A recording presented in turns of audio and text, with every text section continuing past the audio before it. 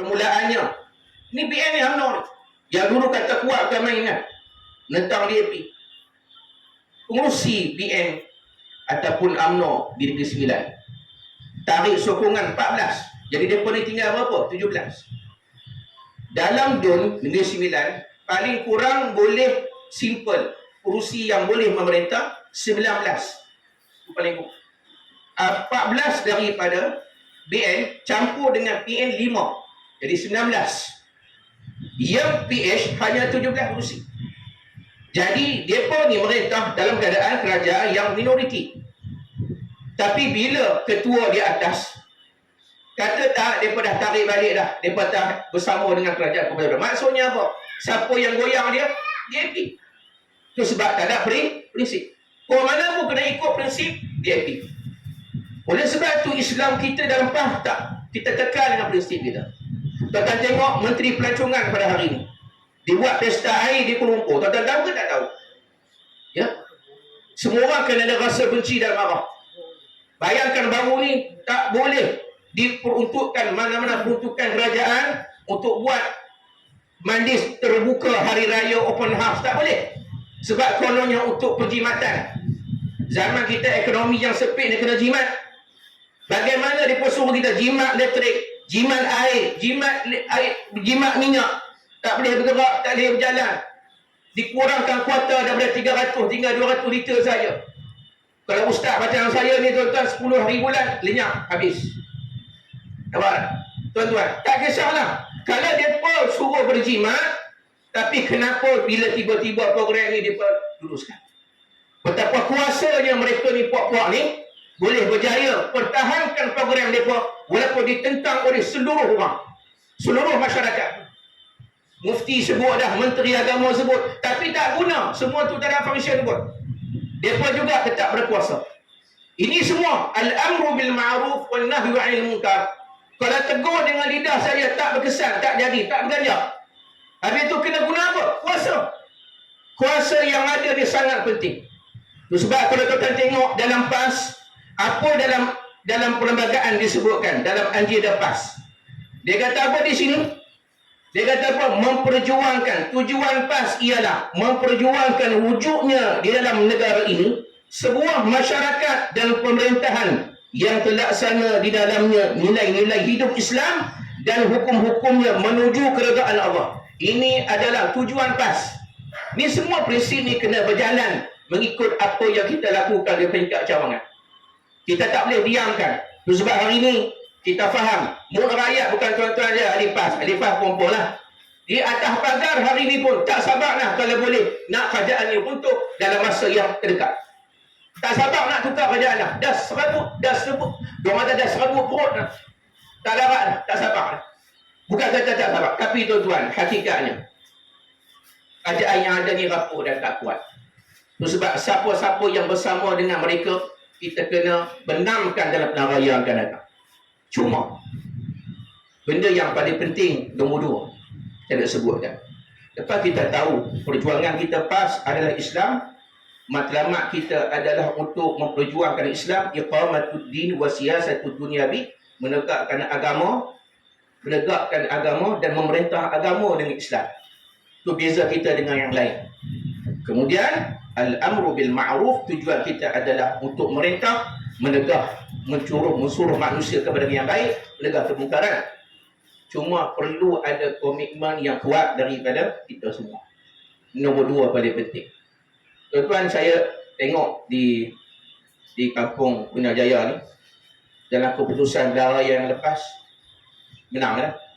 Tak silap saya 1121 undi berbanding BN 700, berbanding PA 100 lebih.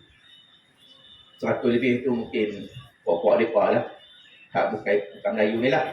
Hak Melayu ni ada juga yang masa taat pada PH. Tak apalah ala kuliahan. Katanya kali pertama menang tak? Kali pertama.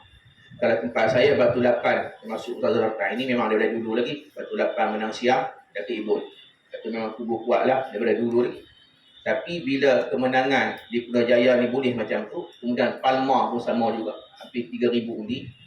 Ini maksudnya kita kena ulang balik kejayaan yang akan datang.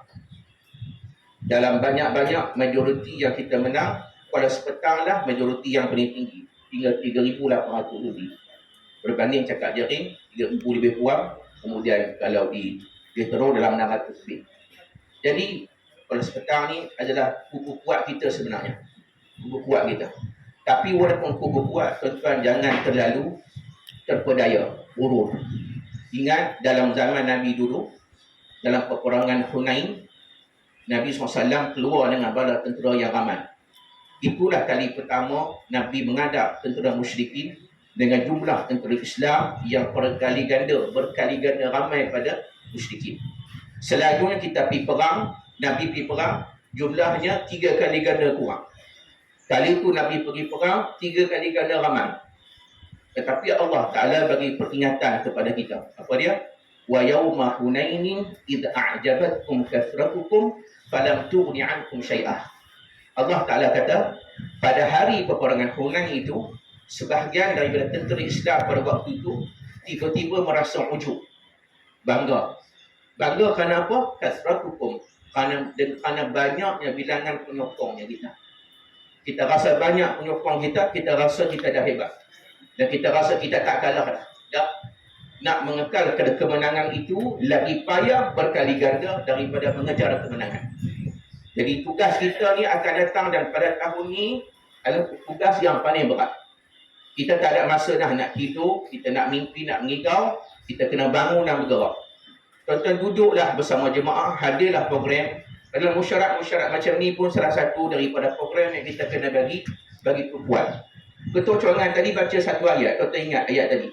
Apa ayat dia? Infiru khifafan wa thiqala wajahidu bi amwalikum wa anfusikum fi sabilillah. Dzalikum khairul lakum in kuntum ta'lamun. Ayat ni surah At-Taubah ayat 41. Ayat ni cerita pasal perang. Dulu mula-mula ayat ni turun, Allah Ta'ala arahkan Nabi dan para sahabat semuanya kena keluar pergi perang. Sama ada khifafan wa thiqala. Sama ada kamu rasa ringan ataupun berat. Apa maksud ringan dan berat?